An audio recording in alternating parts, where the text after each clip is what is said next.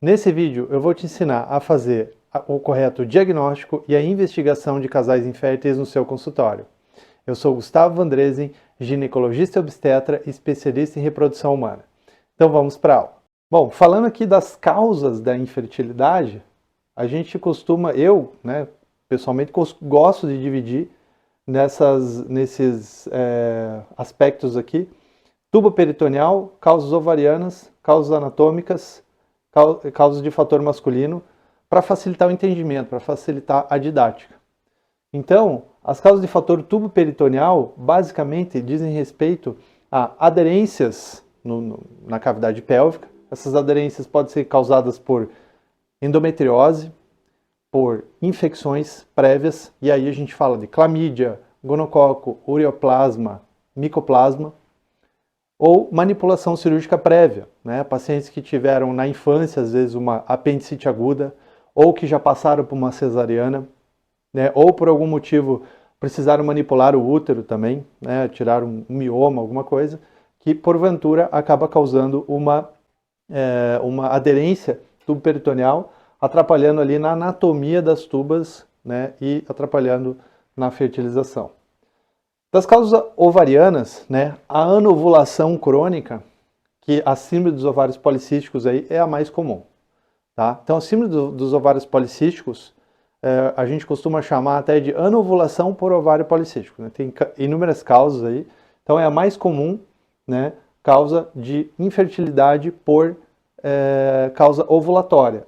Também podemos falar aqui da falência ovariana precoce, que é quando ocorre uma falência aí da ovulação antes de quando seria o mais comum, e a idade avançada da paciente, causando aí uma dificuldade para ela ovular, né? E uma dificuldade também na qualidade dos óvulos, tá? Então, todos esses quesitos aqui se enquadram nas causas ovarianas. Causas anatômicas, aí vamos estar falando principalmente da anatomia, logicamente, do útero, né? Então, miomas.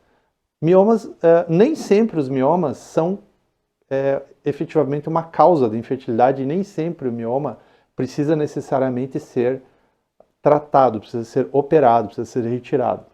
Então, o mioma, ele precisa ser observado qual é a sua localização exata aí no útero, né, e o que ele está provocando na anatomia do útero, se realmente precisa interferir no mioma. Pólipos, principalmente, né, pólipos endometriais. A gente orienta que pólipo endometrial deve sempre ser retirado. Aí vai a importância de a gente saber investigar bem um pólipo, né? Aqui, por acaso, falando, o pólipo ele precisa, para ser, por exemplo, observado numa ecografia transvaginal, numa ultrassonografia transvaginal, essa ultrassonografia precisa ser solicitada na primeira fase do ciclo menstrual, de preferência na fase folicular mais tardia, mais próximo da ovulação, que é quando um pólipo fica mais visível, porque muitas vezes o pólipo pode não ser visualizado por ser realizada a ecografia num período em que ele não fica visível. Tá?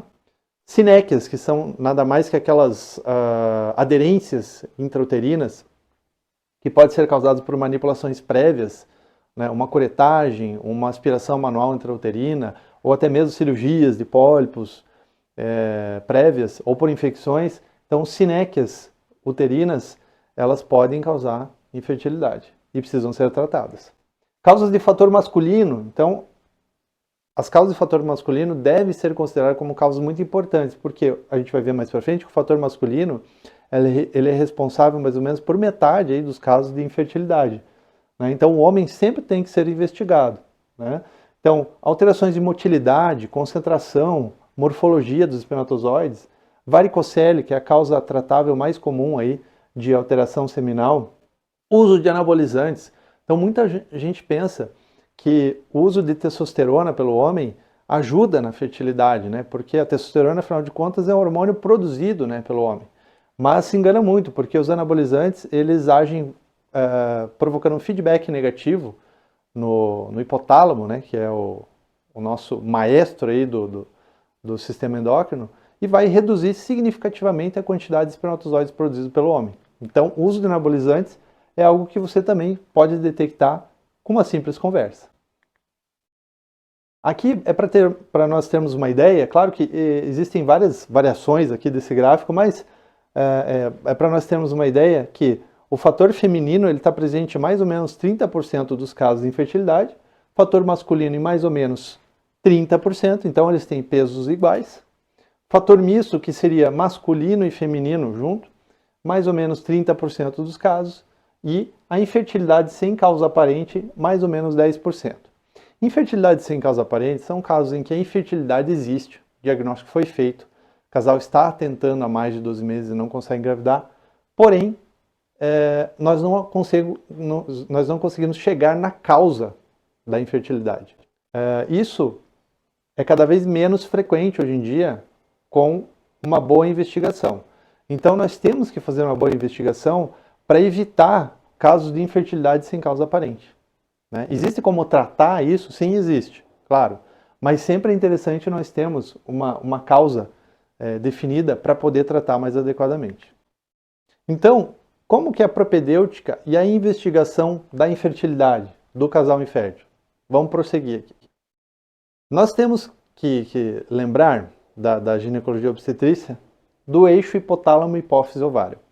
Esse aqui é a pedra no sapato de muito ginecologista. O eixo hipotálamo hipófise ovário ficou como aquela aula que estudei, né, até passei na prova.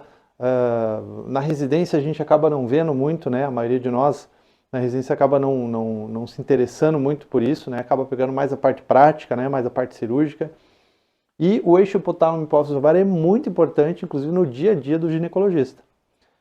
Nós temos aqui o hipotálamo, né, que é uma estrutura na base do cérebro, tanto do homem quanto da mulher, que é o maestro aí das nossas funções endócrinas, dos nossos hormônios, principalmente para a função sexual, né, para a produção de gametas. Por quê? No hipotálamo é onde são produzidos pulsos de GnRH, que é o hormônio que estimula a adenohipófise, que é a hipófise anterior, a produzir FSH e LH, que por sua vez vão estimular, né, os ovários aí, nos seus folículos ovarianos, a produzirem, a chegarem na ovulação. Né? Então, nos folículos nós temos dois tipos de células, células da teca e da granulosa, e dentro do folículo nós temos um óvulo. Né? Então, através desses pulsos de GnRH lá do hipotálamo, que estimula a adenohipófise, ocorre o estímulo dos ovários para que a ovulação aconteça de forma cíclica, através de feedbacks. Né? Então, o FSH e o LH estimulam células da granulose e da teca a produzirem hormônios masculinos e femininos. Esses hormônios, eles, além de provocarem a ovulação, eles também provocam feedbacks no hipotálamo para ele entender que as coisas estão acontecendo no ovário para que o ciclo se repita mensalmente quando a gravidez não ocorre.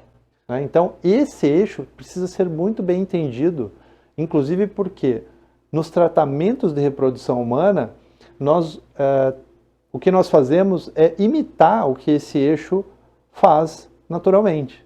Então, com medicações exógenas, né, com injeções, por exemplo, de FSH, com injeções de FSH mais LH, de HCG, nós conseguimos chegar num resultado parecido com o que a natureza faz aqui. Tá? Então, através desse entendimento, né, do ciclo do eixo hipotálamo hipófise ovário, a gente também precisa entender os ciclos menstruais. Né? Então, a mulher ela tem ciclos menstruais, enquanto ela não engravida, ela vai todo mês menstruando. Então, o ciclo menstrual ele tem duas fases. A primeira fase é a fase folicular, né, a fase onde ocorre o estímulo do folículo ovariano pelo FSH. Né? Então, o hipotálamo estimula a adenohipófise, que produz FSH, e que vai estimular o crescimento de um folículo, que culmina com a liberação do óvulo. Após a ovulação, ocorre a segunda fase, que é a fase lútea, que é quando esse folículo que liberou o óvulo sofre uma luteinização e começa a produzir predominantemente progesterona. Né? Progesterona, o próprio nome já me diz para que serve a progesterona. Né? A progesterona, se você quebrar ela em partes, pro, que é a favor de, gest, gestação, e ona, que é hormônio. Então é o hormônio a favor da gestação. Sem progesterona, não tem como engravidar. Que é a progesterona que prepara o endométrio para receber o embrião para implantação. Então, a gente precisa que todas essas fases aqui do ciclo menstrual aconteçam adequadamente para que a gravidez aconteça, né? Obviamente, FSH, LH, estradiol e progesterona estão todos funcionando de uma maneira harmônica, sinérgica, né, para que isso aconteça. Então, observa aqui, já deve ter se deparado com esse gráfico aqui, né, que mostra como que é a variação hormonal durante o ciclo menstrual da mulher. Olha só, né? Então olha aqui, o LH ele vem, faz um pico e logo abaixa, e aí nós temos o estradiol que faz um pico um pouco antes do pico de LH e logo abaixa, e aí a progesterona que estava abaixo na primeira fase do ciclo, depois ela sobe, né, por conta do aparecimento do corpo lúteo. Então olha isso aqui que no primeiro momento a gente olha e acha uma bagunça, não entende direito. Isso aqui é muito importante nós entendermos, tanto para a prática da ginecologia, digamos, e da obstetrícia também, mas para a prática da reprodução humana. Isso aqui é o beabá, nós temos que entender isso aqui, principalmente para quem vai fazer baixa complexidade no consultório. Gente, eu queria agradecer, né, você que está aí assistindo esse vídeo até o final, querendo aprender um pouco mais sobre a reprodução humana para aplicar no seu consultório, né? Você veja que isso aqui é apenas uma introdução do assunto. Estou querendo ajudar você aí com um pouco aí de conhecimento que eu consigo passar. Se esse assunto aqui é interessante para você, você quer receber mais conteúdo como esse, se inscreva aí no meu canal, tá? Ative o sininho para receber as notificações. E se você souber de alguém que também possa se beneficiar desse conteúdo, encaminhe, né? Distribua esse conteúdo para outras pessoas, tá certo? Então, agradeço aí a sua audiência, muito obrigado e até a próxima.